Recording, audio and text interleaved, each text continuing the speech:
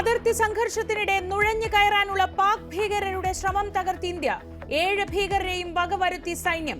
ഏറ്റുമുട്ടൽ ജമ്മുകശ്മീരിലെ സാംബയിൽ. ഭീകരരെ തുരത്തുന്ന ദൃശ്യങ്ങളും പുറത്ത്.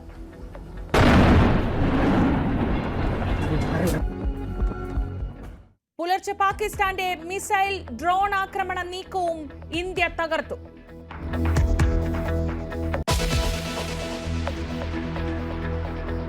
ഉറിയിലെ പാക് ഷെല്ലാക്രമണത്തിൽ ഒരു സ്ത്രീ കൊല്ലപ്പെട്ടു. പൂഞ്ചിലും പാക് വെടിവെപ്പിൽ ഒരു മരണം. തുടരാക്രമണം ഭയന്ന ജനങ്ങളുടെ പലായനം. ആളുകളെ ഒഴിപ്പിച്ച് ഭരണകൂടവും. ജമ്മുകശ്മീരിൽ ജവാന് വീരമൃത്യു.